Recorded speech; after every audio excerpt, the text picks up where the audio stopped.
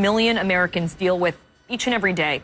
From back pain to arthritis, joint pain, headaches, doctors are now starting to get a better understanding of chronic pain and how to best treat it. And it's the cover story in Time magazine this week, Understanding Pain.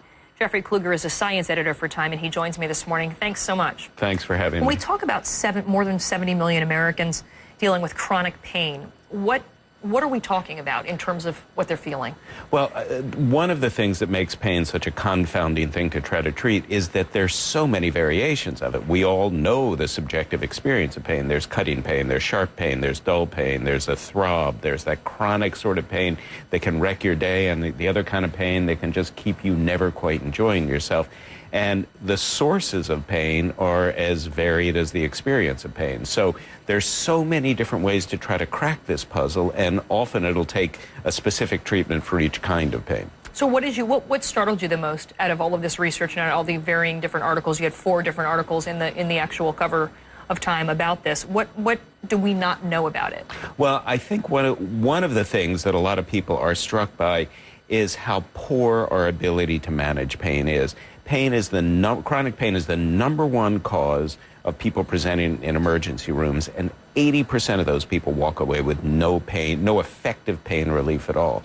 And this is one of the reasons that the Institute of Medicine several years ago decided that pain must now be assessed as sort of the 5th vital sign. There's blood pressure, heart rate, respiration, and temperature, and now pain is considered that 5th vital sign. And because it's so subjective, I mean, they can take your blood pressure and they can see what that is. They can take your temperature and get a number. How do you assess pain? Well, there are a number of ways to do it, and you're absolutely right. Think of all the people who've been in chronic pain their whole lives and have been accused of malingering because there's no way of determining objectively.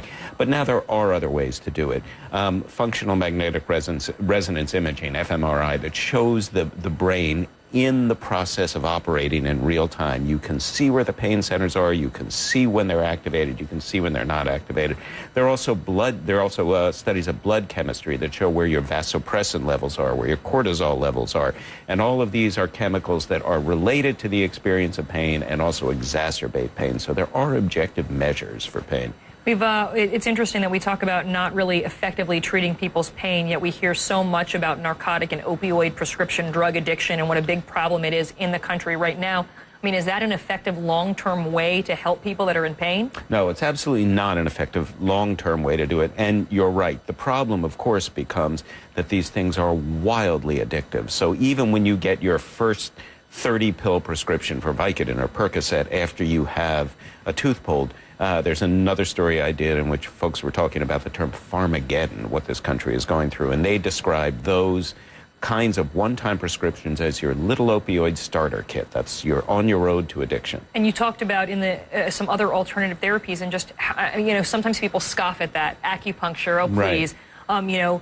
Biofeedback, or even a exercise regimen that eventually leads to being able to not be in pain.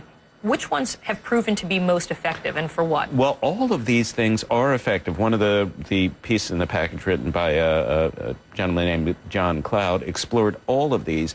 And what we're finding is massage, for example. Massage can change those levels of chemicals in your blood, of vasopressin, of cortisol.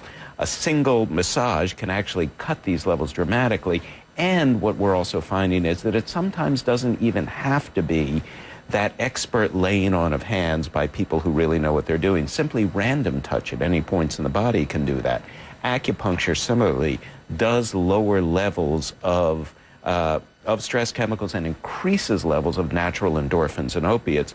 The thinking being that a needle stick is just enough of an injury for the body to say, I'm under attack, this is an assault, I need to release opioid chemicals. And funnily enough, it also, in the case of acupuncture, sometimes random placement of needles can be as effective as needles being placed along the precise meridians. That is amazing. Well, I invite people to read more about it. Everybody knows somebody that's dealing with this and feels almost like a prisoner in their own body, and it's very difficult. Absolutely. Anyway, it was great to talk to you. Jeffrey Kluger, thanks so much for joining us this morning. Thanks for having me.